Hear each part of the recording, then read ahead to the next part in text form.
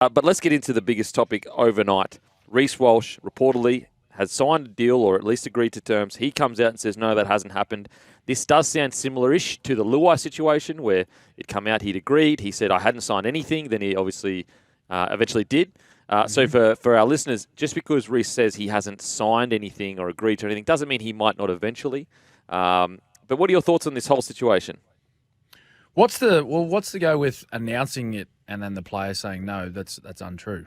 Well, why would that happen? Well, I think it's the club putting pressure on the player. Well, again, like I got no evidence. Just in my experience, when there's certain things have happened with me and announcements have come out before agreements, it was to pressure me into that decision. Yeah. To make it happen. I don't get that. I don't get why a club would, in particular, the Broncos with Reece Walsh. He seems extremely happy at the Broncos. He's, obviously, everyone's aware of the form that he's been in over the last 12 months. I just don't know why they feel the need for that, Kempy. Well, it's risky. I just think when you got to start that's what I mean. Your fringies, it's like, all right, whatever. Fringies do get treated a little bit different, which is fine. Yeah. That's the way of the world. But a star player like that, you're walking on eggshells, aren't you? Yeah. What was it through? Was there anyone from the Broncos actually quoted? Well, so I'm pretty sure in it was a newspaper report, was it? So I'm pretty sure it was Peter Padell, I think his name is, Courier Mail. Pete Bedell. Pete Bedell, apologies. And he usually is pretty close up in Brisbane there, because it's such a big club and one team town for so long. Yep. And so you'd have to assume he's spoken to someone at the club off the record, and maybe they've said, yeah, look, it's pretty much a done deal. He's agreed to terms, and then he's just gone to print with it. But you'd think there'd be a higher threshold of doing an article than that. Yeah. Well, these days, not so much. I think they just get a little bit excited and they jump the gun at times and just write a story. And I guess some of these reporters, they want to be the guy that breaks the headline, right? They want to be the one that writes the story that everyone wants to hear, particularly with Reece Walsh recommitting to the Broncos. But look, if it's true, and I'm thinking that it will be, that he will recommit to the club and sign long term, it's wonderful news for the Broncos. He's been so good. You could see only the other night, Kempy, when he left the field. Now I know there was no Payne Haas, there was no Adam Reynolds, but as soon as he left the field, like their attack was gone. It was almost non-existent. Now, Selwyn Cobbo did a fantastic job, I thought, at fullback. He was heavily involved. He did a lot of work. But he's not the same player as Reece Walsh. He doesn't possess the same speed. He's got different attributes to his game. But their attack, they just look all at sea when Walsh wasn't there.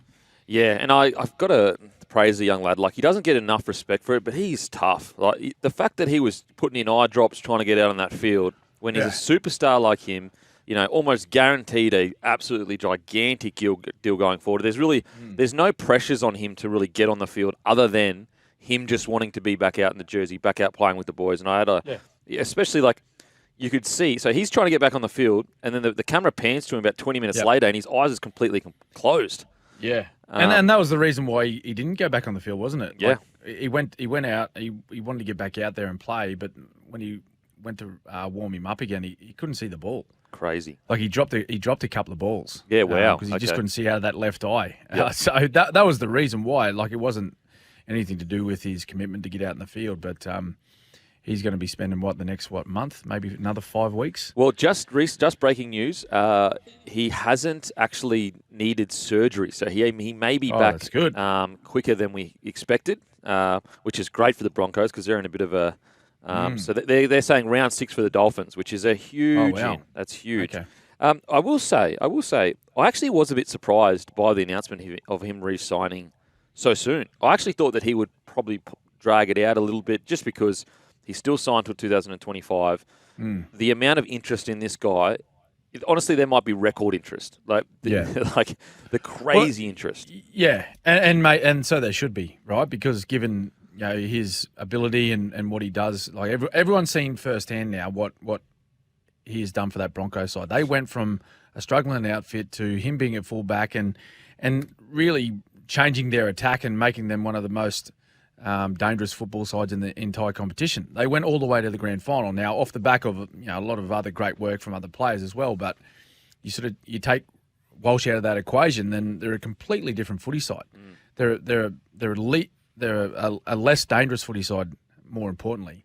So I just think, for him to recommit early, I think that's a great sign for the Broncos. I think it's a great sign from Reece to say, hey, listen, I'm committed to this footy club.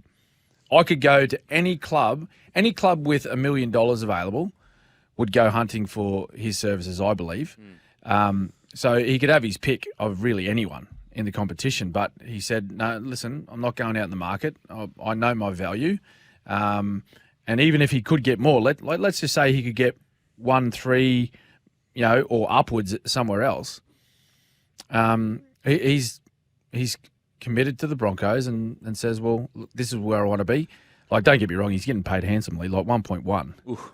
That's as close as to any of the top players in the competition right now. So he's almost the highest paid player, picking up that salary. So, of course, all reported. We don't know exact values, but that's a big whack, and but so they should. He's a wonderful player. Not only does he perform on the field for them, like imagine the people that want to be a part of the Broncos, from a commercial point of view, because Reece Walsh is there.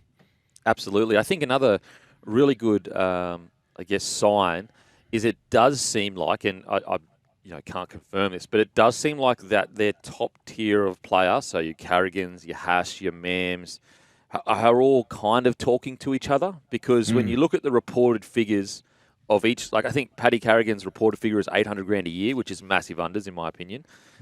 Payne Haas around the 900 to $1 million. Ezra Mam, initially his first few years are quite low. So it does seem like they're kind of talking to each other of the understanding that, boys, if we want to win a premiership, there's going to have to be sacrifices made. And I know that, in my experience, when the Broncos won in 2006, obviously I wasn't a part of the starting 17, but I was a part of the squad. But you were very, very aware that the senior players were taking pay cuts to stay. In that squad, it wasn't even an open secret. It was just the way things were done. Yeah, well, I think if you look across the competition, the teams that sort of dominate the sport and start building really strong squads, like that's what the salary cap's there for, right? It's to try and manage squads and to even out the competition. So particularly when you're developing, like if you look at the Penrith Panthers, right, when you're developing your young players, like they come through as rookies, unheard of, teenagers, and you develop them yourself. So you're always going to start out at a low figure, but then as their abilities grow and their skill set grows and they become sort of, consistent first graders and then rep players, and then your team starts winning premierships, that's when their value increases dramatically. And other clubs, rightly so, want their services because of what they're doing at their club. So we're seeing now the effects that's having on Penrith. So they're starting to get picked apart a little bit because you can only afford so many. And I think the Broncos are going to be in a similar situation over the next 18 months. Now, let's get to some injury news. Okay, so I want to read out to you. This is over the last week, just the last week alone, and I might actually even be missing some of the, the fringe players, but the last week alone. Mitch Moses, foot fracture, up to 8 weeks. Reece Walsh, face fracture, 4 to 6 weeks. Nathan Cleary, hamstring, 2 to 4. Lindsay Collins, hamstring, 2 to 4. Scott Sorensen, knee, 3 to 4. Bryce Cartwright, who has been named this week, but it says he could be out for up to 6 to 8 weeks. I mean, if he's broken his ribs, I don't know why he'd be playing this. That'd be insanity. Toby Rudolph, foot, 4 weeks. Dale Finucane, concussion, a week. Tuapiki, concussion, a week. Tino, ACL, done, season. Cotter, ankle, 1 to 2 weeks. Cam Murray has limped off training. Brendan Piacora, limped off training and will not play this weekend. Sandon Smith, elbow, 3 to 6 weeks. That is in 1 week of rugby league. Is there a concern here, Smithy? Is this just a really bad, unlucky week? What do you reckon? Yeah, I think on the most part, like if you look at some of those, a lot of them, face fracture, head knocks, foot fracture for Mitch Moses, they're a little bit unlucky. But when you look at the soft tissue stuff, like the hamstrings, even ACL with Big Tino, they're the concerning ones. for me anyway, and this has been a recurring thing with Nathan Cleary. If you remember, it was last year, wasn't he? He did his hamstring. Yeah. Missed about 6 weeks. So, I don't know. Is it because of the current game and the way it's played? I don't know. Just this weekend, it just seems like there's just carnage for all the players playing out there, and I guess that'll be a discussion that would be going around the clubs at the moment. Is the game and the form in which it's played at the moment, is it looking after the players as far as injuries concerned, or are we just seeing more and more soft tissue injuries? Because there's no doubt, there is no doubt about it. The game has never been faster than it is right now, in which the way it's played, particularly with new rules that have been introduced, Kempy. And also adding to that, I don't think the ball in play time, which is the amount of time that you see the players actually playing, so not including when the ball's kicked in a touch or it goes dead or you're waiting for a dropout or a kickoff, the actual ball in play time has never been as high. And there's been rules changed to make it that way. I think that's the NRL were concerned about how much dead time there was. That's why the scrum was removed.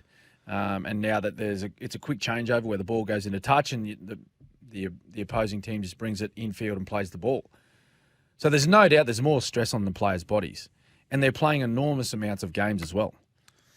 Mate, this is, I understand sometimes when the RLPA and the NRL clash. Last year, I think it was.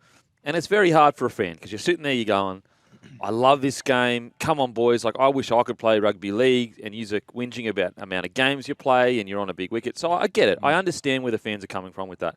But this is why the RLPA, in my opinion, dug their heels in so much about the NRL being able to add on more games without having to ask them. I think it was 2 that the NRL was saying each year they could add 2 or something along those lines. Look, I'm happy to see the stats and compare year on year, and also maybe even decade on decade, and maybe just because we're more focused on injuries these days. But it definitely does feel like there's been an increase in injuries, and logically, it seems like, okay, if we're going to increase the muscle mass, increase the weight, the fitness, the power, the speed, everything, plus we're going to increase the amount of repetitions of a game, so the amount of games we do each week, plus the training's going to be harder, plus in no areas of the game are we reducing the load or stresses on the body. We've only increased it. And so I would love for because the problem is that this isn't from a position of poor rugby league players and being soft. This is from a position of, if you want the best product every week, you need to protect the players from injuries. Yeah. Because if you want the best product every week, mate, you need the players out there, right? Exactly. They are the product. And at the end of the day, they are the product. Absolutely. And the reason I say that is we're all guilty of it. When Origin comes around, how excited are you for club footy? Honestly. Sorry, is it on? Exactly. And that's coming from a fringy. I'm a fringy. So I'm the guy that got the start, And so I do think that I hope they are looking into this and really, I understand more games equals more revenue, but more games at less quality, does that equal more revenue? I'm not sure whether it does or it doesn't. Love to hear your thoughts in the text, guys. 0457 736 736. It's a conundrum because I get it. It's a product, and when you take that product, you want to have the most quantity of that product to people that are buyers, which are the networks, which are the punting, all that kind of stuff. Am I off the mark here, Smithy? What are your thoughts, mate? I think overall, it's hard to know, right, without seeing black and white numbers on. Because I'd like to think that the RLPA and the NRL, I'd like to think the clubs would at least have some sort of figures or stats on how many injuries that has been sustained in the NRL over the past couple of years. I think they do run numbers and make sure that they stay on top of that. As a business, if you're not doing that, then it's not an overly professional business, right? Yeah. Because you're not taking care of the welfare of your employees. But I don't know. It's hard to say. Is this a worse year than we've seen in previous years, and is it because of the games? I just think that I just wanted to state that from a player's point of view, the game has never been faster, and they're playing more game time than they have in, I think, the last 15 years, 20 years even. Yeah. With the amount of time that the ball's actually in play. And you're right, how you mentioned too, like the body shape has changed so much. Like they are so big and strong these days. Oh, mate. It's massive. Like you look across the lineups of an NRL team. Like if you ever get an opportunity live at a game and you're sitting down almost on the ground level, just have a look across like the 17 when they line up. They are giant men. Giant. Well, there's an argument. Most wingers, or a lot of the wingers today, would be front rowers 20 years ago. Genuinely. With their size and their strength. Now, I understand the front rowers, if they got the same sports science that these players got, would be bigger. I get that. But if you just took a winger, like a few of the wingers, like your Sivos, your To'os, your Blake Fergusons, your,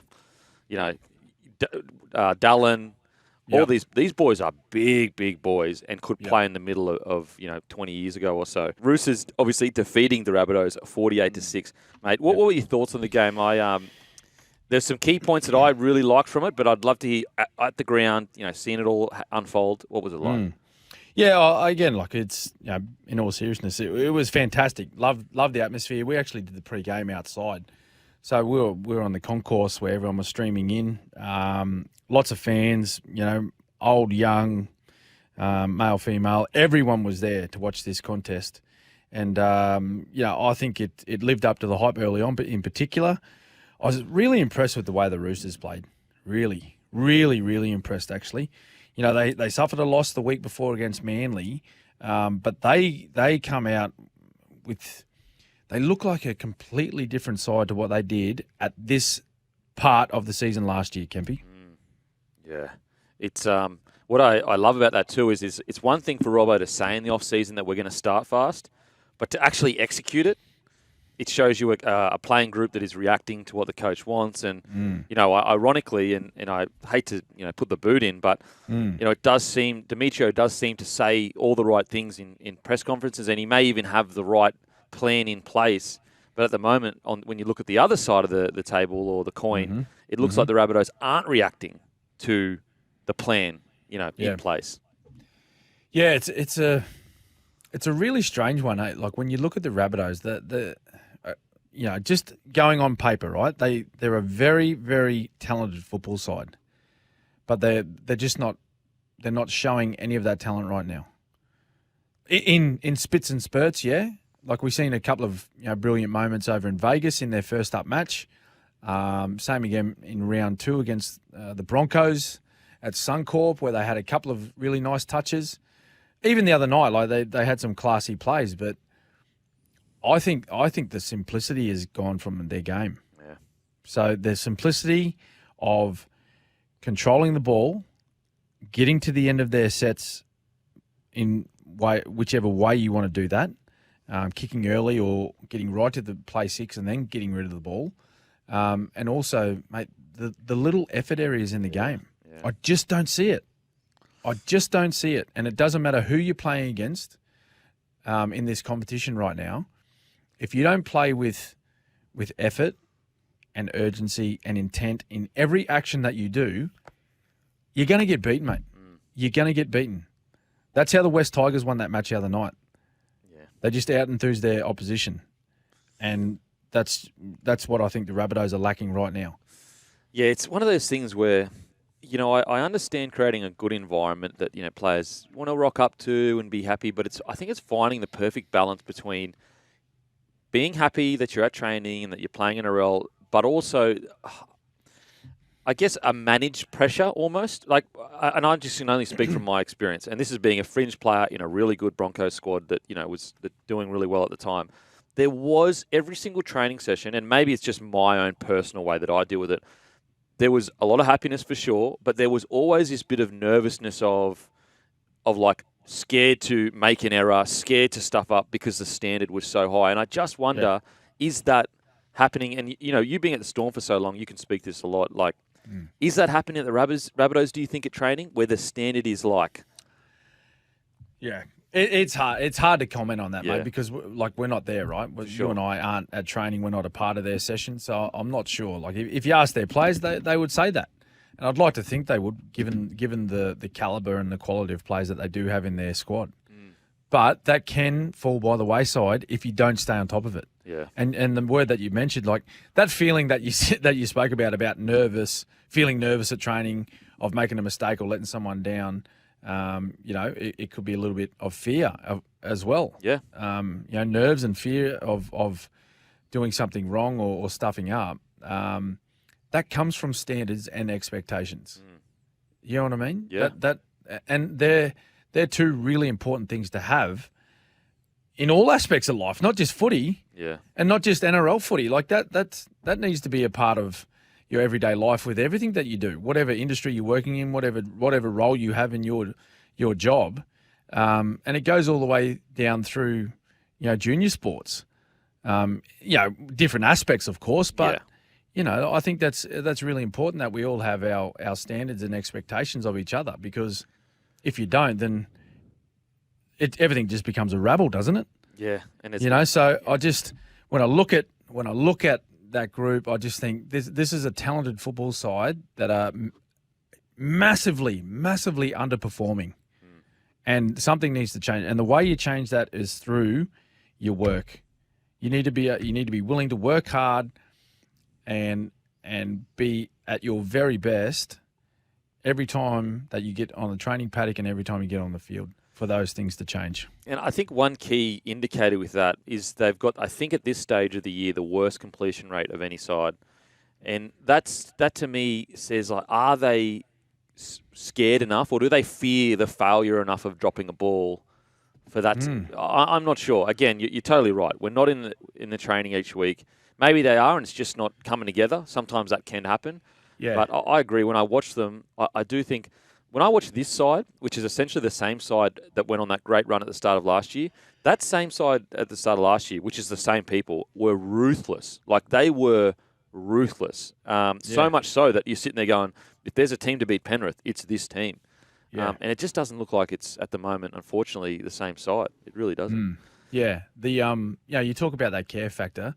If you watched any of the games across the weekend, go watch Api Coruscant. Yeah. Go watch the way he played, and that'll show what care factor is to the jersey that you're wearing and to your teammates and your coaches and your fans and your entire club. Just go have a look at his performance on the weekend just gone. Like, he was doing everything. Yeah. He was tackling everything. He was, willing his team forward. Loose balls on the ground, he'd dive on it when he really had no right being there to do it. But he wanted to. The care factor's there, and he wanted to do it. And in comparison, I do remember a very specific moment in that game where the Sharkies, the ball went on the ground. There were three or four Sharkies that all looked at it and waited for someone else to dive on it, and the Tigers jumped on it. Yeah. Yep. And so these are just the little small things. Hey, Kempy and Smithy, as a diehard Knights fan, it saddens me to say I don't see where the team scored points on the field. The attack is a shell of itself from last year. What are your thoughts on this? Well, yeah. Well, they finished with a flurry, didn't they? And I think they just got themselves into this bit of a groove, like a zone last year, where they were just up and about, and things clicked, right?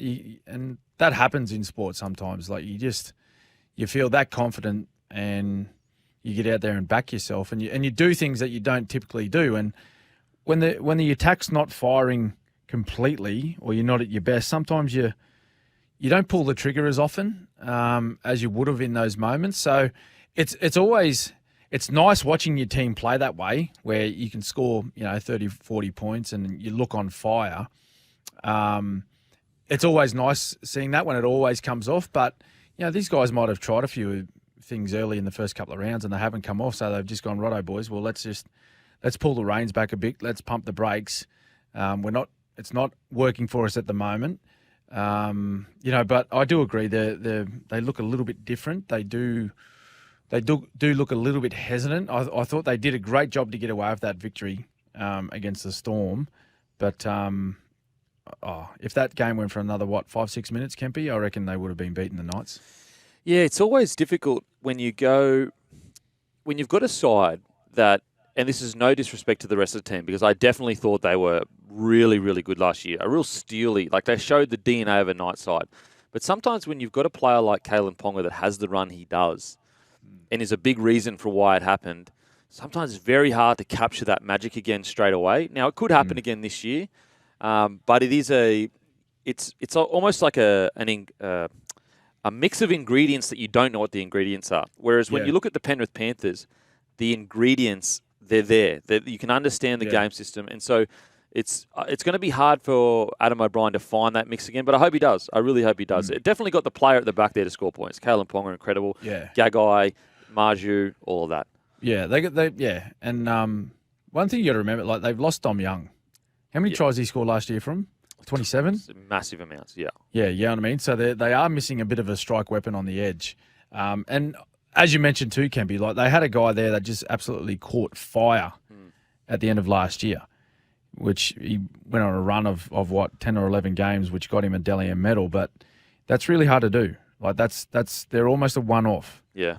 Like those streaky sort of performances that Kalen Ponga put in. So I don't know. They're searching. Again, like we've said the last couple of weeks, it's still early. Penix Stations, I don't think yet for Newcastle. That's still a fair bit off. But yeah, they got to search for their best footy soon.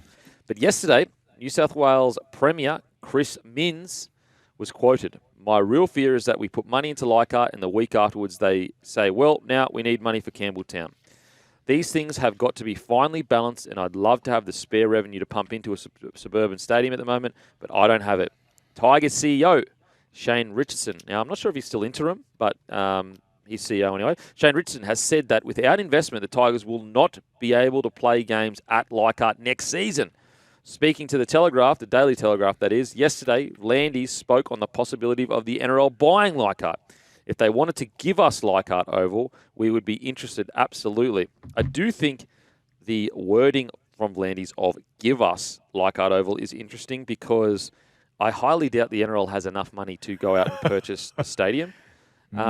Is there a place? They've been purchasing pubs and stuff around the whole joint, haven't they? They have, but compared to the cost of a stadium, because you'd have to buy that. Let's say you bought it for, I don't know. It's the land. It's the land, right? Yeah. And then the cost of, okay, so let's say you buy it, I don't know, we'll just say, 50 million, just a random number. But then it's also to upgrade it. Mate, you could buy that. Oh, that's rich coming from you. The bloke, he owns half the Gold Coast, I reckon. I've been kicked out. Everyone wonders why I live in Sydney. It's because Smithy kicked me out. Mate, the guy that you got the wrong guy. The guy that owns half of the Gold Coast is my colleague, Channel 9. His name's Paul Vorton. The great fat man. The fat. That wouldn't surprise me one bit. Oh, fatty. Smithy, what are your thoughts on this whole situation, mate? Oh, it's a shame. Look, if we lose Leichhardt Oval, if the game loses Leichhardt Oval, it's a shame, right? Because it's one of the great suburban grounds. Now, I'm saying this as a player that used to go up there, just dreading going to Leichhardt. Yeah. Okay. Like, sorry, I should rephrase that. I dreaded it, but I absolutely loved it as well. If you understand what I mean. Yeah. You knew it was always going to be a hard away game. The Tigers were always up for that match against us. The NRL used to put us on a Sunday arvo there a lot. So it was capacity all the time. Yeah. They were packed in on the hill under the old scoreboard. There were people out on the verandas of the surrounding houses, trying to get a look at the game. It was just chock-a-block. And we had some pretty close games there as well, which was fantastic. So, as much as I dreaded going up there knowing that it was going to be a tough game, there's also a ground or a venue that provided some of the great atmospheres that I played in. For a ground that holds 15,000? 20,000? Yeah, a bit more, 16,000 on the weekend. Yeah, if they jam them in there, it's anywhere from 15 to 20,000.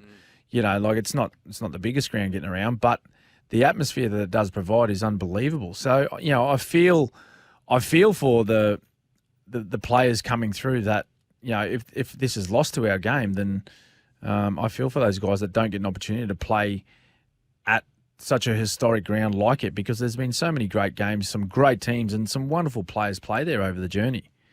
If the NRL have the opportunity to somehow get their hands on Leichhardt Oval, I really think they should. Well, I mean, I know it's quite different, but AFL with Marvel Stadium, like that's basically that's the rock of their whole organisation. Because when they go to networks, and the networks, if they try to lowball them, they say, well, we've got this $1 billion asset that we can lend against, all that kind of stuff. I will say, a little bit interesting. So Chris Minns has said, my real fear is that we put money into Leichhardt, and the week afterwards they say, well, now we need money for Campbelltown. It's like, well, just say no then. Yeah. Because you're saying no now. So it doesn't make sense. So you've got the strength to say no to Leichhardt, but not once you've already put money in. Yeah. Like, wouldn't you just say, mate, we've already done Leichhardt for you? And can that not be part of the agreement? Yeah. Like, what? Like you just say, yeah, look, listen, we'll hand over some funds to help you redevelop Leichhardt and upgrade it, to where it needs to be, but that'll be it. Yeah. If we do that, we're not doing another one. And like, what community would sit there and they'd be angry at the people asking for more? They'd be like, hey, hang on a sec, you already got the money for Leichhardt. Why are they'd be on his side. There'd be no one sitting there going, yeah, you actually should put money into Campbelltown. They'd be going, no, you chose Leichhardt. The money's in Leichhardt. We move on from that. So that was didn't understand that. And we got a text here too, Campy. This is from Richard. Which backs up what we're talking about. Hi, Smithy and Beak. My wife and I are Storm members. We're up in Sydney over the weekend, and we wanted to watch the Tigers-Sharks game, so we headed out to Leichhardt. It was fantastic and an unbelievable atmosphere. Yeah. So this is coming from a person that is a Storm member. Gets to go and watch the Melbourne Storm at Amy Park, which is, it's a more modern, great purpose-built rectangular stadium. And talking about one of the older grounds in the comp, saying it was unbelievable. So, yeah, good little message there for our government officials. Yeah, I think also, like, look at you look at the CommBank Stadium, like these smaller grounds, but they have a more intimate feel. It keeps it connected to the community, whereas if we just send all the teams to these bigger stadiums, you're going to lose that real. Because, yes, I understand everyone sits home and watches TV these days, all that kind of stuff. But if you want people at the games, if you want communities out putting money into their local community, you want them going to local suburban grounds. Otherwise, they will sit at home. They won't drive out to a core stadium. So it actually it boosts the economy for that local community. Whereas when you go to the bigger ones, you're losing money to the local community. Yeah. And, I think, we've heard a lot of people talk about the travel out to Homebush. Oh. It's a bit of a pain in the backside at times getting out there, particularly when they chuck a game out there that's not going to get a huge crowd. Yeah. Like in a 90,000 seat stadium, if you only have 20,000 there, number one, it's not a great look. Two, like people don't particularly want to have to travel that far. Like, so upgrading a smaller stadium in a city, ideal, I would suggest. Yeah, it's just, you never know. There's so many moving pieces with situations like this. You never know where the push and the pull is coming from. There's just so many different agendas or certain things trying to get across the line, negotiation tactics, all that kind of stuff. But I agree with you. If the NRL can get it for dirt cheap, what an asset to have to the game. And also, imagine the NRL being able to design it for rugby league. How good it would be. Well, what was the Tigers' new facility cost? The Elite, is that the Elite Academy? Not sure. We're not sure. Not sure. 50, 60 million? Ooh. There's a little bit there. But that's not just for Tigers, is it? That's like pathways and development and all that sort of stuff, isn't it, for junior stuff? Yeah, okay, fair enough. Huge fight this weekend. Absolutely huge fight. We got Tszyu versus Sebastian Fundora. Sunday afternoon. You can order on my own event through KO. You don't need a subscription. Now, Tszyu is fighting Fundora. For our listeners that may not be aware, Fundora is 6'5", 6'6", in a weight division where 6 foot would be considered big. Timmy Tszyu is only 5'8", 5'9", and he is considered normal height for this weight division. It is an absolutely huge fight. Not only that, it was revealed this week that Tszyu has a rematch clause, meaning a loss could lead to a return bout in Australia. But even bigger, Terence Crawford is touted as his reward if he manages to win. And that fight will likely be worth $15 million. Oh, Wow. we might get Timmy to come and buy Leichhardt. Surely, Timmy, and I need to Come find on. out, funnily enough, I'm actually being sent over. I will be in Vegas for this fight, and I will get to the bottom of this. The rugby league community needs to know, what team does Tim support? He's worn every jersey under the sun. We need to know. Whose jersey has he worn? Rabbitohs, Sharkies, there's a few others. Look, it's Oh, no. Maybe he's put the mockers on him. maybe. So Both. we need to know. I tell you what, if he has, I'm not going to tell him about it because he'll bash me. All right, so you're heading over. Heading over. When are you heading off? So I head off tomorrow morning. So stay tuned to Yes. Bloke in a Bar Instagram. You're going to see the whole experience. You can see. Yep. But it is such a big fight, and apparently reports from over there is big buzz around this fight. They're really getting around him. So Glenn Jennings, Tszyu's manager, Glenn Jennings, has come out and said Terence is pound for pound, and he can command that money. And Tim Tszyu is probably the only fighter who can get Terence Crawford out of bed.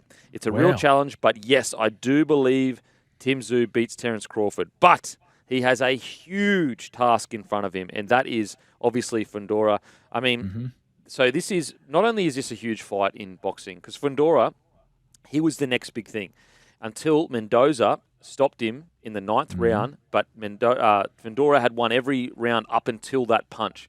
So he's essentially one punch away from being undefeated, and he was winning most of the fight. So people that think that, oh, well, he lost his last fight, this isn't going to be hard, that is crazy. Like, yes, Tim Tszyu may win, but this guy is a world-class fighter. On top of that, it is the first card for Amazon Prime. So this is a big deal. Will you be tuning in, Smithy, to a bit of boxing on Sunday? Yeah, I might have a look at this, see how Timmy Tszyu goes. Obviously, backing up the Aussie. And tell us, just so for people that are unaware of this, Sebastian Fundora, he took this fight on late, didn't he? So he took this fight on 12-day notice, but he was already in camp for a fight on that card. Right, so he is in preparation already. He's in good shape. He's good to go.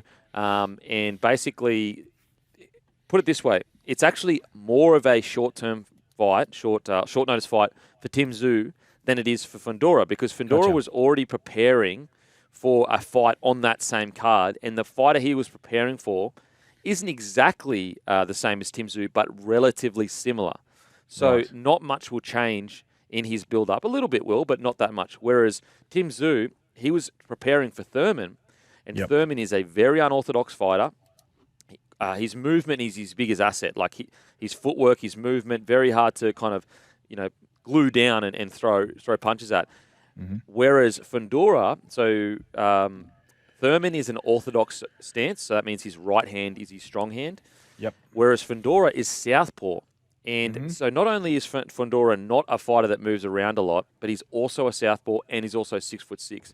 So the preparation Tim Tszyu has had is for literally the complete opposite fighter to what Fundora is. And that's what makes this so exciting, is that, yes, there will be 2 weeks of learning on the go for Tim Tszyu and getting a game plan ready. But essentially he's going to have to go in there and feel it out just to see what works and what doesn't work, because he hasn't had long enough to get those, subconscious and muscle memory firing. 2 weeks isn't long enough. You need a 12-week camp, to get those muscle memories firing. So how does he get the job done then? Obviously, with the reach of Fundora, he doesn't want to. He wants to stay close, and I dare say he wants to attack his body. Would I be right? You would be absolutely right. And the positive is that Fundora, for all his height, bizarrely likes to fight in the pocket, and that's the way that I could see Fundora winning this would be actually using his reach. But that's not the kind of fighter he is. And even though in the lead up he has been saying that I'm going to fight smart. This whole camp is about fighting smart.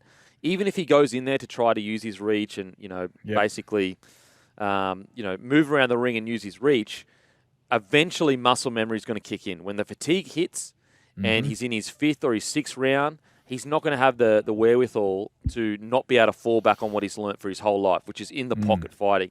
And in the pocket fighting, there's an argument to be made. Tim Tszyu that's one of his strongest suits. Yeah. And so I think a few rips to the body will be Fundora's downfall, because the height, basically, Fundora's torso is friggin' where Tim Tszyu's head is, or at least where his shoulders is. So Tszyu was basically punching straight into his body. Well, let's hope Timmy can, position himself well. As you said, he's had short preparation for this one, and he can get a win. Just quickly, like you said you're heading off tomorrow. When you get on the plane, mate, which way are you turning to get to your seat? So KO have Are you been turning left? No. Which way are you turning? KO have been gracious enough to allow me to be in business class.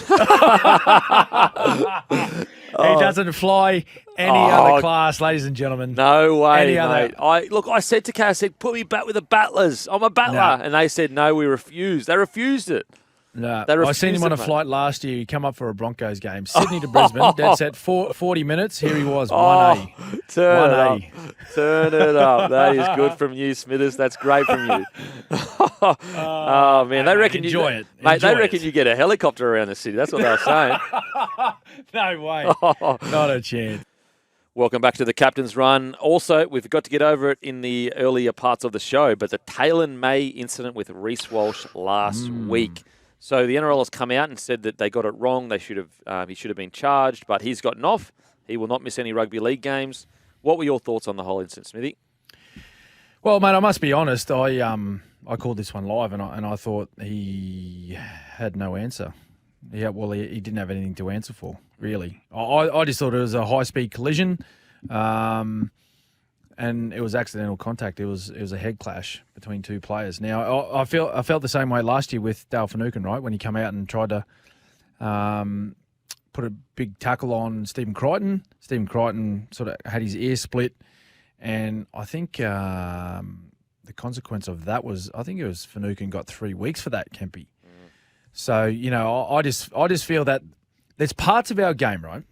There's parts of our game that are completely unavoidable. Now, you hear people say, well, he could have bent his back. Yeah, well, he could have.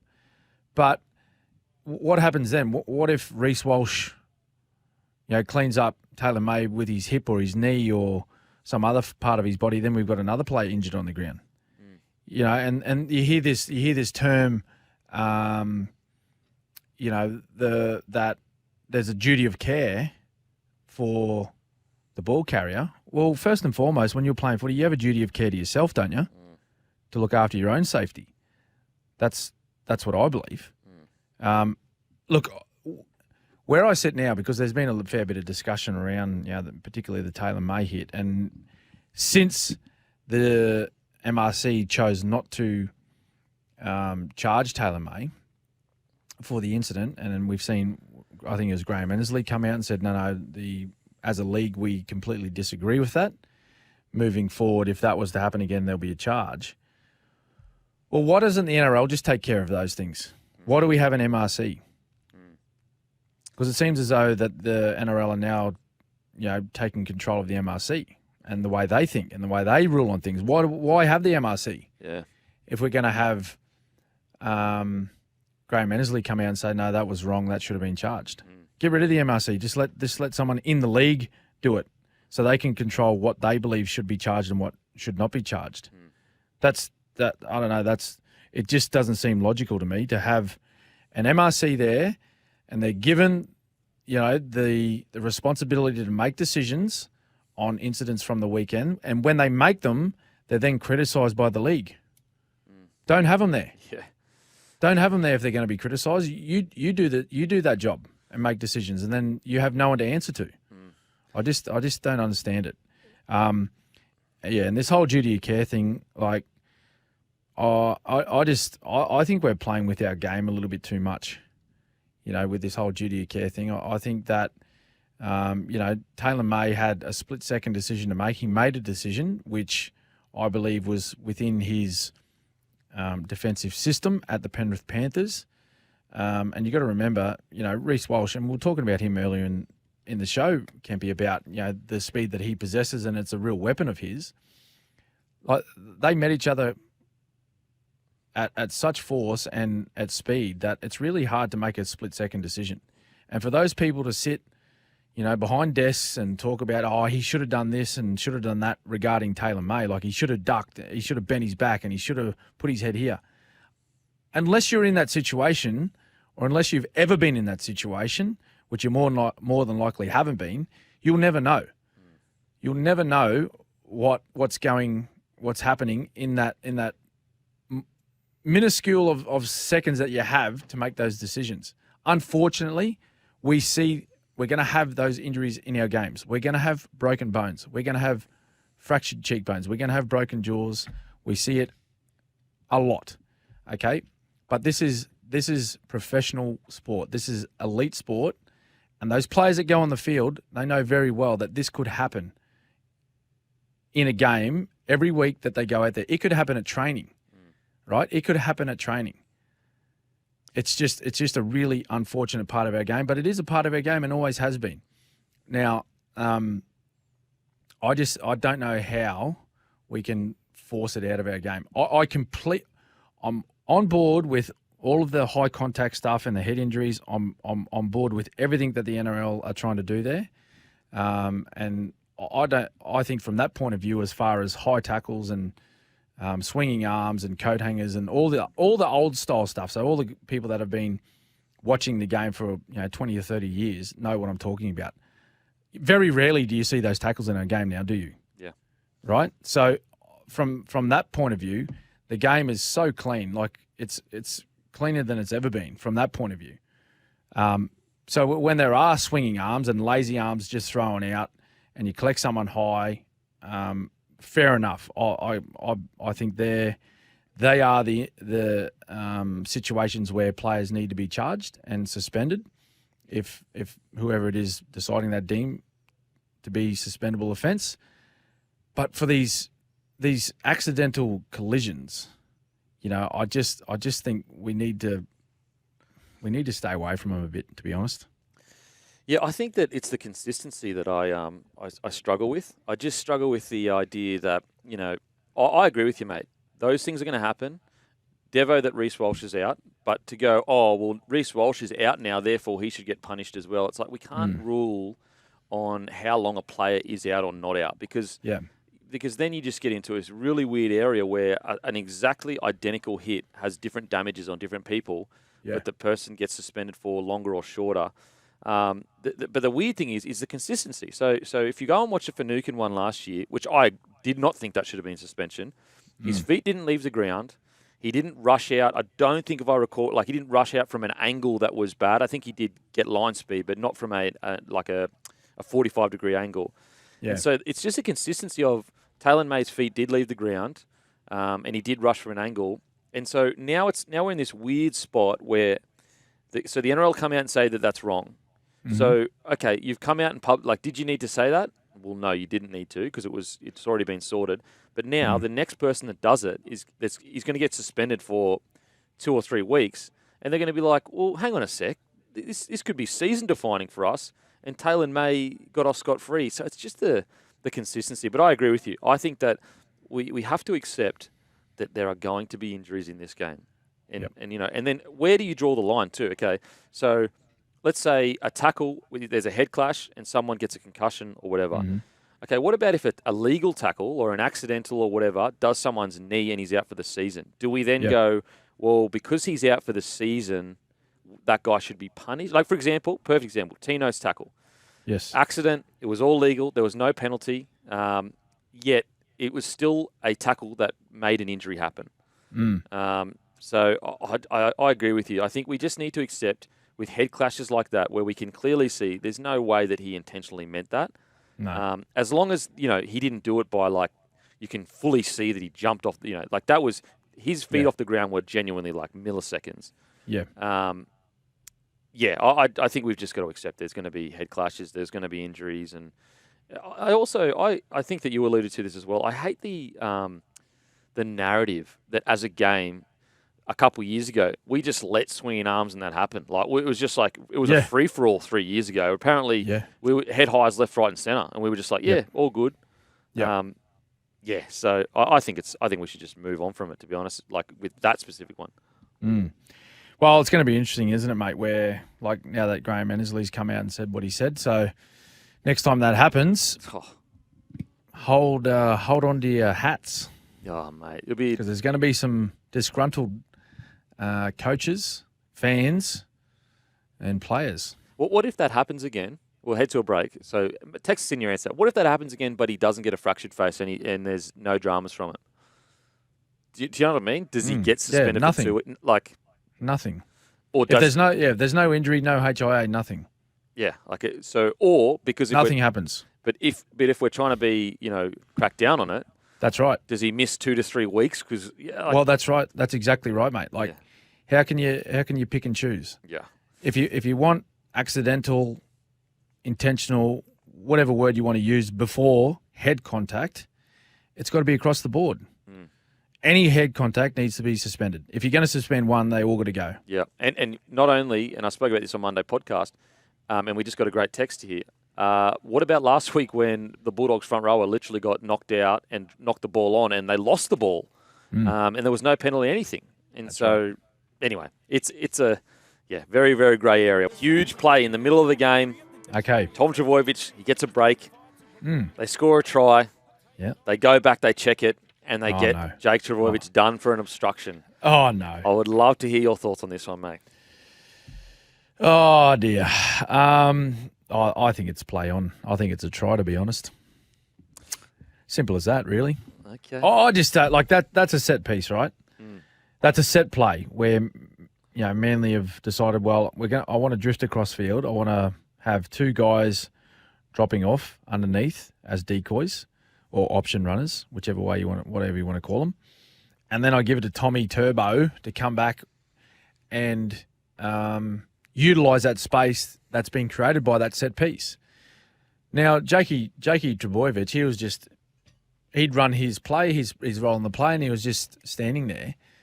And then one of the Parramatta defenders is travelling across the line. Mate, you cannot tell me that Parramatta player didn't have an opportunity to, one, get on his bike earlier and not have that big space there. Because I'll tell you what, if he was doing his job properly, he would have been in there.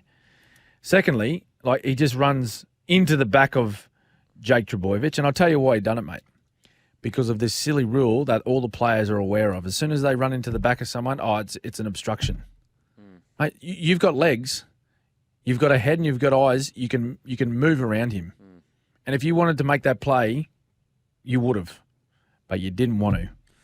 And you got rewarded for it.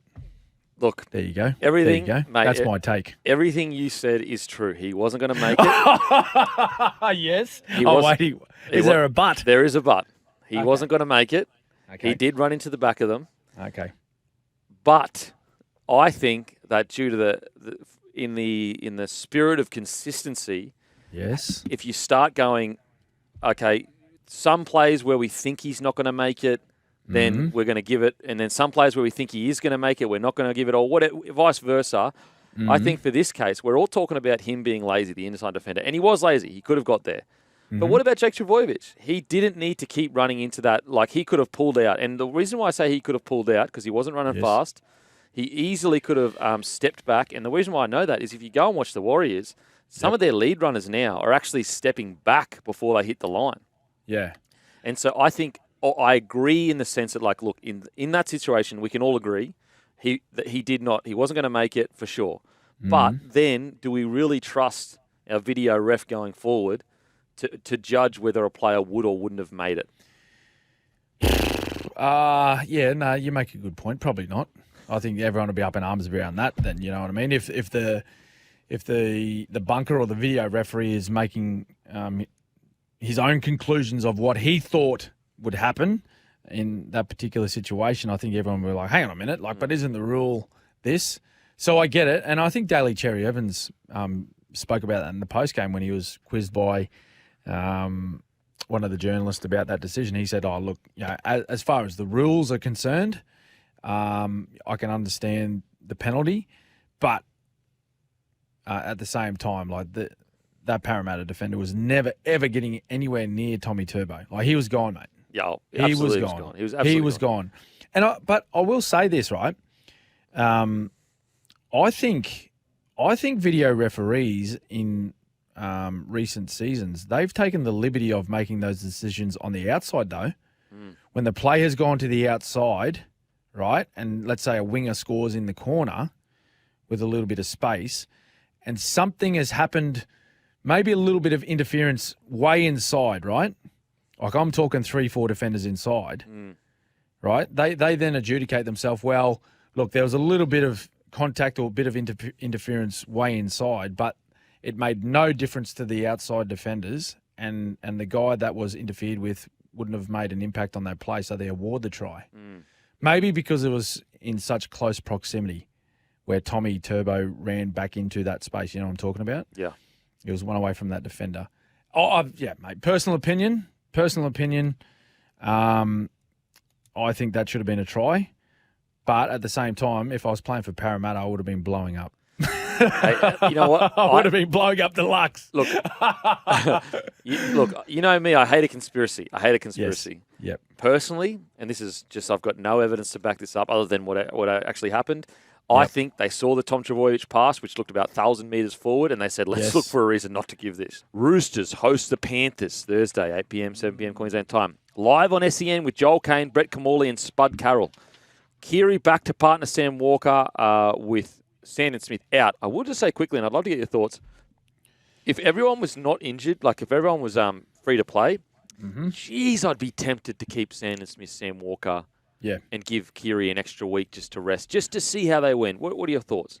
Yeah, no, I think that would definitely be an option. But I think as soon as Keary's fit and ready to go, I think he goes straight back in. Naturally, just being a more senior player. I totally understand where you're coming from, though, Kempy. Their combo last week was very good. And at times you had to double check like the jersey number on their back. Geez, they look alike in the way they play. Yeah. Particularly with those couple of little kicks into the in goal, like their little kick and chase of their own kick, where they got a couple of tries from. But no, I think Keary back in the side is fair enough with Sammy Walker. Lindsay Collins out with that hammy. Look, this is a good game. It's a shame that all the big names aren't available. Fisher Harris still out, isn't he? Yeah, Fisher's out, but Maverick Geyer steps in. Yeah, Mav Geyer. So this is this will be a huge moment for the Geyer family. Of course, Mark Geyer. Most people know him as Big MG. Of course, a Penrith legend. Helped win a premiership for the Panthers, their first premiership. It's his son making his debut there for the Panthers this weekend. So that's a huge moment for the entire family. I know Matty quite well, Maverick's uncle, from my playing days at the Melbourne Storm, and I'm sure they'll all be proud as punch. But I think Roosters. I really, really enjoyed watching them go about their stuff on the weekend against the Rabbits. If they can find that same energy and commitment that they played with, and rightly so, it was Jared's 300th, and I think that's where they got a lot of their motivation from, as well as being the rivalry game against the Rabbits. They need to get themselves up for this one. They're playing the three-time premiers in the Panthers, but no Cleary, no Fisher Harris as well. I think if they play that same game or similar game that they played last week, I think they're a real good chance of winning this one. Well, won't it be interesting? And I understand the Broncos lost Reece Walsh last week, but all the talk going into the game was Reynolds out, Haas out. Now, the Panthers go into this game in a relatively similar situation. Fisher Harris out, Nathan Cleary out. And I think we'll get a really good indication of, I guess, the different levels of depth that each club has, because basically, Broncos were going to play Penrith, the three-time premiership. Penrith are going to play the Roosters, who, have been playing incredibly well. And so it's going to be a real test of Penrith Panthers' depth this year, because I can't remember the last time they had both Fisher Harris and Cleary out, and they are truly key players to that squad. Yeah. They, I think they may have played without them on a couple of occasions over the last couple of years, maybe when they were rested coming into the back end of the year. But, it's a little bit different now. No Cogger. Yeah. Who was so important to Penrith when Cleary wasn't there, right? Either Cleary missing or Jerome Luai missing. Cogger would come in and he would play a similar style of footy. Interesting to see how Brad Schneider fits into their lineup, because they play a certain style of footy, don't they, Penrith? Absolutely. No matter who's in the lineup, they don't tend to change their style of football. They try and have just everyone play their role the way they would if they were from 1 to 17 with their strongest side. But it's unfair on Brad because he's not Nathan Cleary.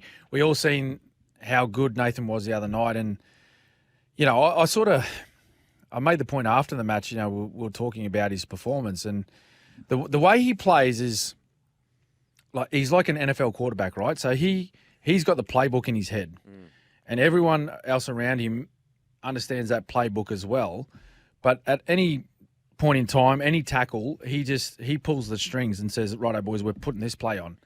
He's the one that makes the decision where the ball goes, but everyone else just plays their role in that play, and they put themselves in the position where they need to be for Nathan Cleary, right? So he's not your most outstanding sort of halfback, where he's got excellent speed or strength, although like he's got a little bit of both. He is just a player that is more consistent than any other number 7 in the game with what he does and how constant he's at the opposition. That's what makes him so good. That's what makes him so good. That's such a good point, Smithy. Like, you might have a lot of halves where they go 20 minutes of peppering you or 30 minutes. But Cleary, he's asking that question every minute of every game, essentially. Anytime that he can ask the question, he'll ask the question at about an 8 or 9 out of 10. That's such a great insight. Another little thing with the Panthers, and it shows you such a well-coached side. So you know how they've been cracking down on the blockers? Yep. Anyway, so other coaches have leaked footage, or someone's leaked footage and leaked it to the media. So what they're doing now, Panthers, is when that last tackle happens, Mitch Kenny will throw the ball to Cleary, and then he runs and follows it. Follows the ball to block off the marker run. Too smart. They're so smart. It's just like when you're at the top, it's just that's what you do. That's what you do. Well, that's thinking about the game, and it's staying ahead of the game, Kempy. Yeah. Right? So a new rule comes into play to help other teams, or to take a strength of particularly the top teams away from them, to even out the contest. And then they just go, no, we'll find another way. We'll find another way. And I'll tell you what, people can view it as illegal, but it's not. How's that illegal? It's not. It's the dummy half passing the ball and following the play. Yeah, absolutely. I cannot wait for this clash. Now, on to Rabbitohs v. the Dogs. This will be live on SEN with Jimmy Smith, Justin Horro, Tim Manor. Cook named to started hooker this week after last week being put to the bench. Hawkins keeps his spot in the halves. Bulldogs, no changes. How do you see this one playing out, Smithy? Not sure. This is a huge game for the Rabbits. Oh, my God. Huge game for the Rabbits. They this is the worst start to a season for them in a long, long time. I'm talking, off the top of my head, I'm thinking way back to 2008. Something around that, Kempy. 0-3 they are now. And, I just don't know what happens at Redfern Oval if they go 0-4. Oh, sorry, they're not Redfern Oval anymore. They've moved. They've got a brand new facility. But I don't know what happens at the Rabbitohs if they get beaten by the Bulldogs, which in the form that they're taking into this match it's every chance it could happen. Every chance it could happen. Mate, I'm just... The thing is the Bulldogs, even though they lost their first 2 games, they showed so much fight. They were outstanding last game. Yes, it was against the Titans. But it would be hard not for JD, if they lose this match, to not make a very significant change. A significant change. Not necessarily around form, but around sending a message. So there's going to be someone that, even if they play okay, someone's going to have to be the scapegoat to send a strong message. Because how else do you get through this? Yeah, well, I think a lot of people have seen that as Lachlan Ilias, right? After round 2, but that didn't really change a whole heap, given he's a relatively young guy. How many games has he played? 50 max. 50, 60. Let's just say around the 50 mark. Yep. The message isn't going to be heard unless it's an older senior player. Now, I'm not at all. I don't think we're talking about that should happen, but there needs to be some sort of change. They can't just keep doing the same thing every week and expect a different result. That's just that's just craziness. Yeah. Thinking that. So, I don't know. Is it a change of the lineup? Like, there's a lot of people I've seen comments around maybe moving Latrell Mitchell. Does he move from fullback to a different position, like to play in the left centre, possibly? Yeah. But then what happens to Jack Whiten? What does Jack do? Does he go to the back row? Does he play fullback? Other centre spot, maybe. Yeah. Does he switch sides? But he's a left side player. Yeah. Gray has been outstanding in New South Wales Cup at fullback. Not to say that he's in Latrell's level, and I think you just said it as well. It's not necessarily about a specific player. It's just in these dire moments, a strong message needs to be said. There's just no other way around it. So hopefully they can get a win, and maybe this is just exactly what they need. I will say some of these chopping and changing has been interesting. Okay, so early in the year, they moved Cam Murray to a bench. Shaq Mitchell comes in and plays 13. Then he's out of the 18, and I don't think he's been back since. So unless he's injured, apologies if he's injured, then Damien Cook starts. Then he gets and then round 3 gets put to the bench to start the game. Havili goes in there to start. And then at the moment, Havili has been named out of the side. And so I'm getting, I would just love to know what's going on there with some of these decisions in regards to a player that's in your starting side 1 week and has pushed out a veteran, all of a sudden is not even in the side unless he's injured. I'm not sure. Yeah. Well, it creates a bit of confusion, I believe, within the squad. That when you're chopping and changing and then all of a sudden, so Havili, he's promoted to the starting side, as you mentioned. May have been a late change in the lineup, but all the same, he was promoted to the starting side and then finds himself not in the team the next week. I don't know. I just think it adds a bit of confusion within the group. It's hard then to build cohesion within the group too when there's so many changes. When the team as a whole is struggling. Yeah. They're not playing their best at all. So with the chopping and changing, it's hard. I just think that. Oh, so Shaq Mitchell. Shaq Mitchell's back in. He's back in on the bench this week. I think the only way they can fix it is through effort. Yeah. There you go. And I've tipped them. All right, I'm tipping the Rabbits in this one. I'm happy to give them another go, but the only way they get themselves out of this little hole that they're in at the moment, they're not in dire straits right now. It's only 3 rounds. I know they haven't posted a win yet, but they need to put effort in. They need to put in more effort than what I've seen, in particular, over the last couple of weeks. Mate, I am actually going to go. The Rabbitohs broke my heart last week. They broke my heart. I just got a text here. Hey, Kempy, what has happened to Tyrone Morrow? He's been injured for most of the year, and I think he's pushing his way through reserve grade to get back into the side. Yep. I'm going to go the Bulldogs. Doggies. I'm going Doggies. They broke my heart. I went Rabbitohs last week. I thought, look, if they couldn't bounce back for that, I'm going Doggies. So you've just wiped them. No, look, I haven't wiped them, but I know. I just think the way the Dogs played last week, they're coming in with a lot of confidence. Yep. They've been ripping and tearing for 3 rounds now. Every single game they've played, even though they haven't won the first 2, effort has not been the concern. Yep. And the concern I have with the Rabbitohs, if they couldn't get up for that Roosters game, what's going to make them get up for a Doggies game?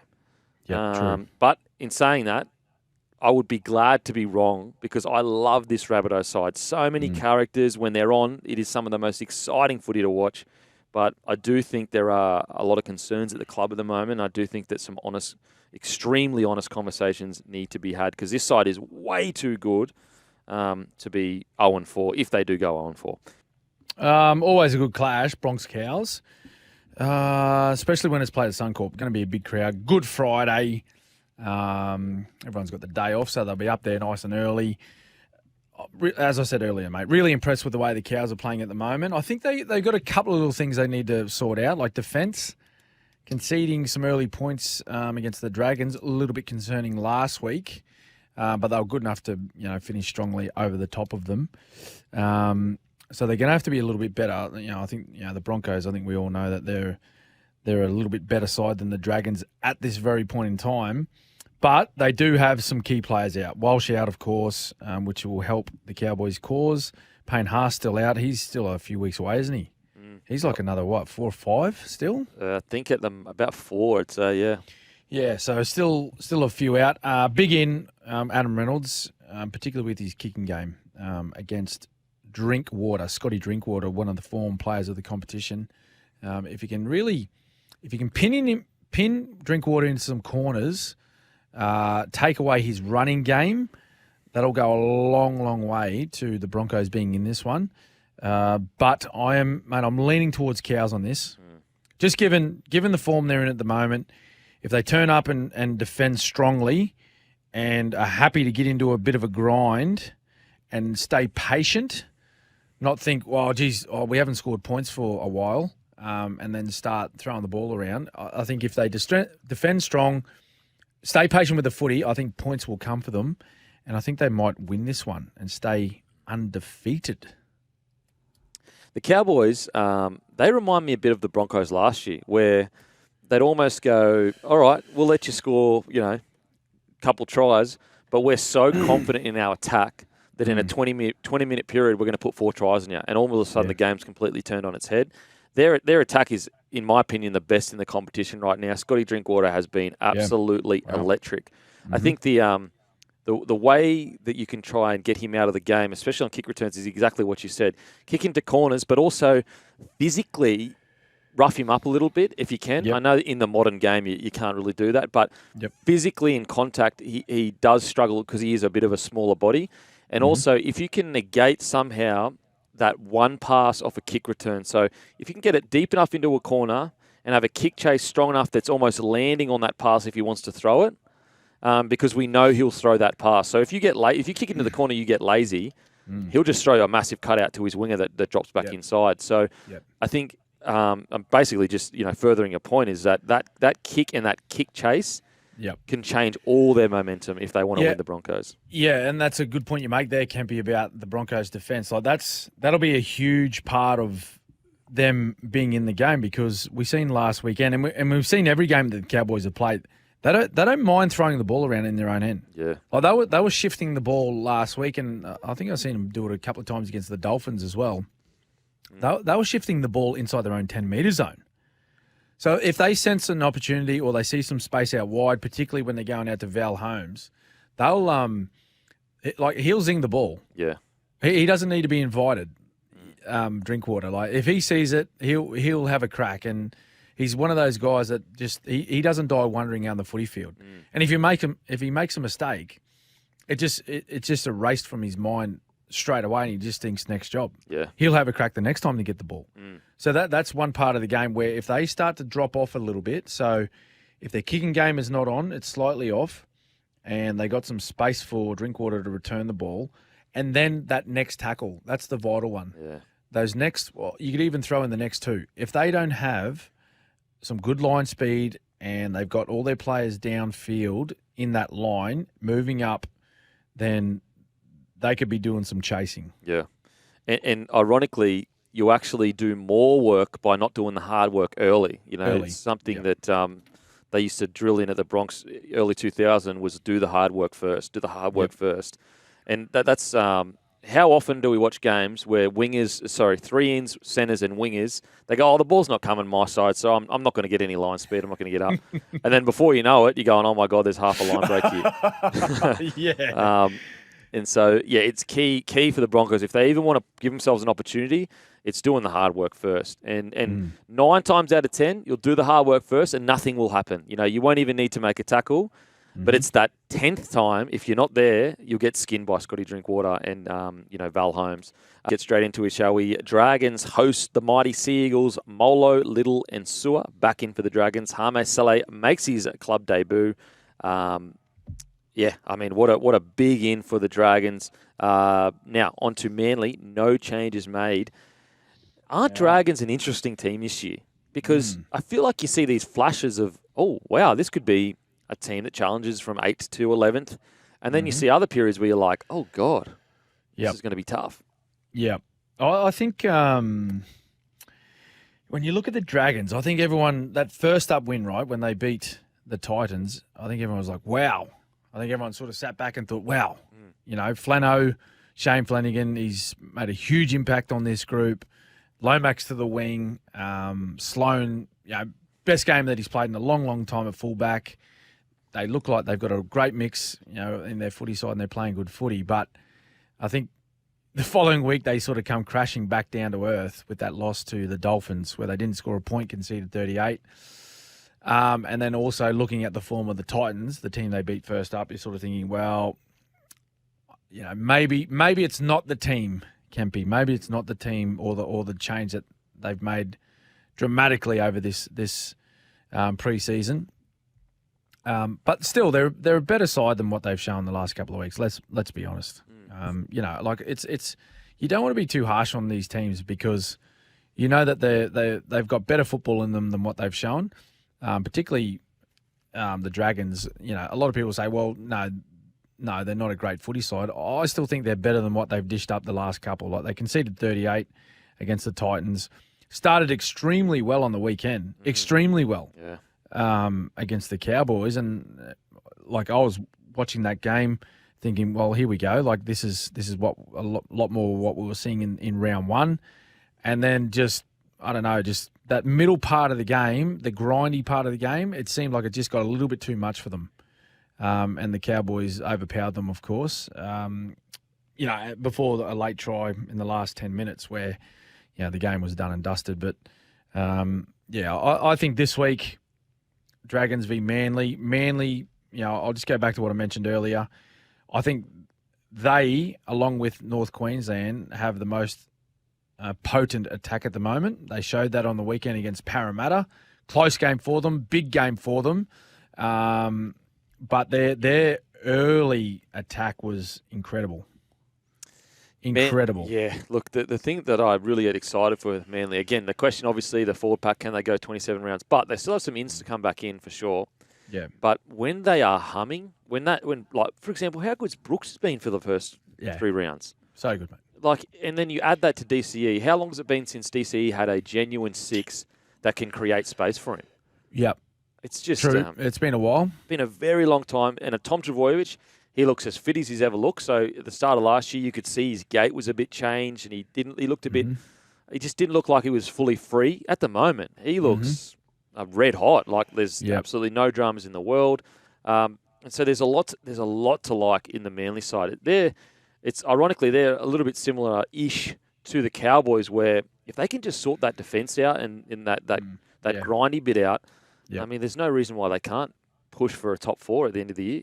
Yeah, they should be. I think that's where their goal should be that. Yeah. I think with the way that they have shown us that they can play footy, there's no reason why they shouldn't be aiming for a top 4 spot. I know finals for everyone is the goal. Like we just want to be part of the finals, but put the bar a bit higher, boys. Yeah. Like you've shown that you can do it. And with the lineup that they boast, and to be fair, like. When you look at some of the names, you're like, well, they're not the sort of high profile names in those particular positions across the league, but they've got some really, really good footballers in this outfit, and the main thing about them is they're consistent, and the way they play. Their outside backs are big and fast. Yeah, they are big and fast, mate. And if you give them room and you give them space, they burn you, and That's what they've done in this early part of the year. I think looking at the Dragons, man, if they really need to tighten their defence up and work hard for each other. If they don't, then there could be this team is capable of doing exactly what the Cowboys did last week. The Titans v the Dolphins, though, this Saturday. What about the Dolphins? I mean, they come out, have an absolute Barry Crocker, then they come out and absolutely towel the Dragons up. Yeah. What do we see with them so far this year? Well, night and day, isn't it, really, from one week to the other. And I think a lot of that would have been with the way that Wayne Bennett would have put them through their paces in that second game, given that they were so poor, Kempy. They were. There was no other word for it. They were so poor in the first round match. Could hardly hold on to the footy. We're doing, huge amounts of work defensively. So when they did get the football, and the Cowboys did a great job of turning the ball over close to their line, when they did get the ball, the only energy they had was just to go one out, and they were all bundled up like a swarm of bees behind the football. Yeah. So it was never, ever going to challenge the Cowboys. So, I think they got a bit of a revving on the back of a couple of personnel changes, I think, as well.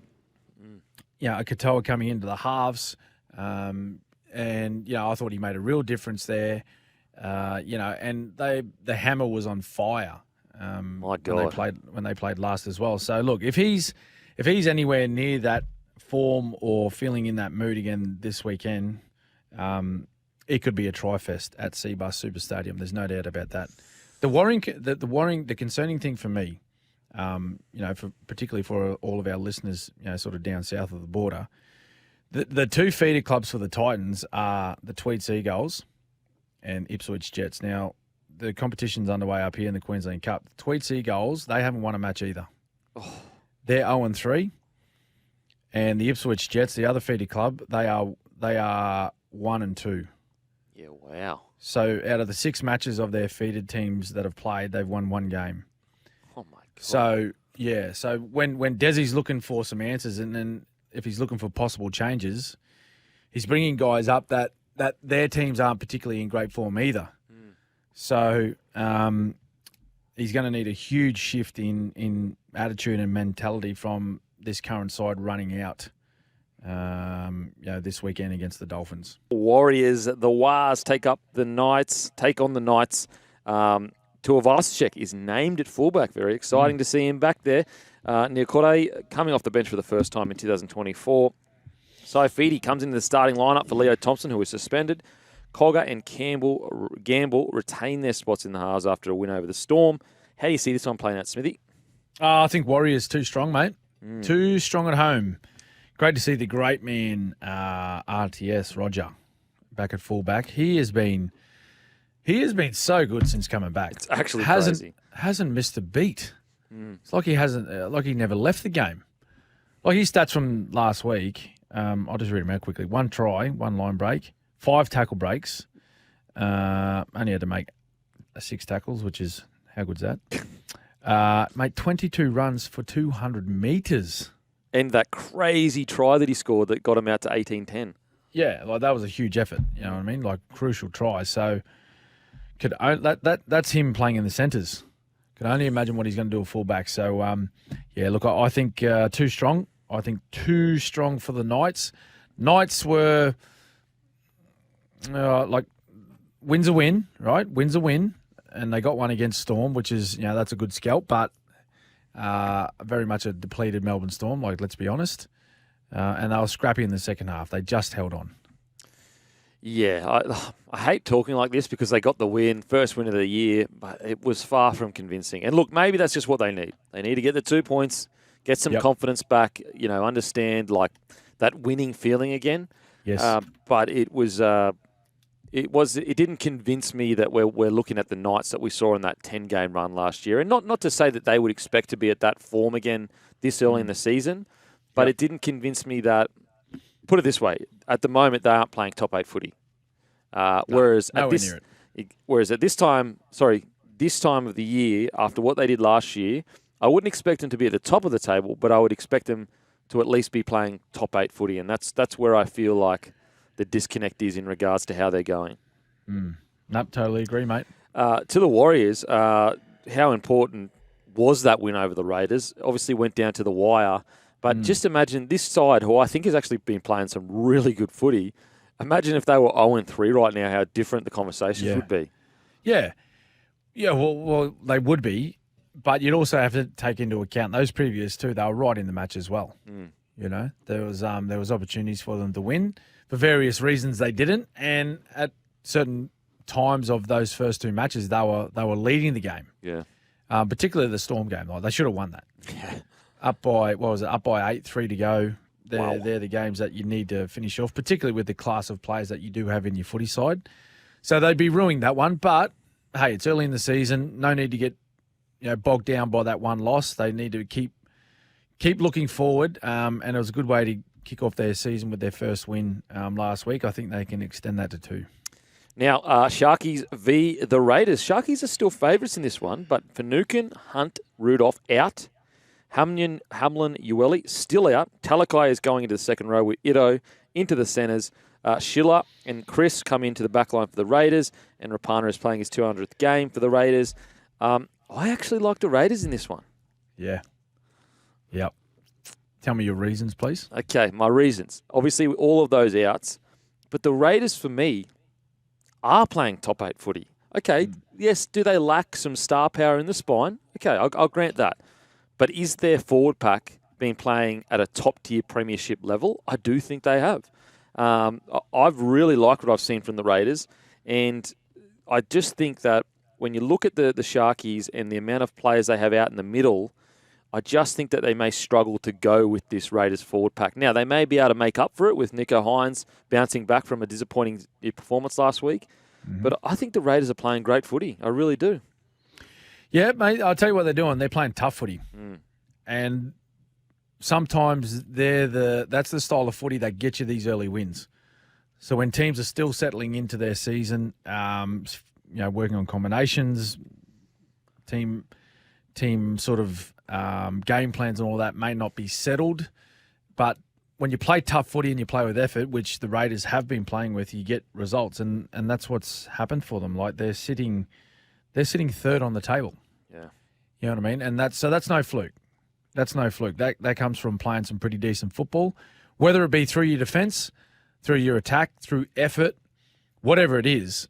You need to be doing something pretty well, consistently. So I'm with you. With the way that they're playing at the moment, they're bringing some pretty good form into it. Big game for Jordan Rapana, of course, one of their long-serving players at the club. They'll be up for this one. And you're taking Finucane, Hunt, and Rudolph out of this lineup. I like everything about the Raiders. And I think, having coached at Cronulla, I think you'll have them very, very fired up. Good Monday clash. Always a big one. Another Battle of the West, actually. Blaze Talangi, how good was he on debut? Mate, I really like this kid, and he may fix their woes of an explosive outside back. But he's playing halves. Unbelievable. Well, so he's playing 6. He actually played a lot of fullback in New South Wales Cup, and Brad Arthur has been a bit, is Gutho the long-term guy? Maybe he'll play centre. So it's going to be interesting to see what they do with this young kid. Difficult one, this one. Strong lineup, of course. Eels, no Mitch Moses, so that's a big out for me. Love the enthusiasm from the Tigers last week, led beautifully by Api Coruscant. Tell you what I'm going to do, mate. I'm going to go and upset on Monday. I'm going the West Tigers. The Tigers? What? Wow. Yep. Holy.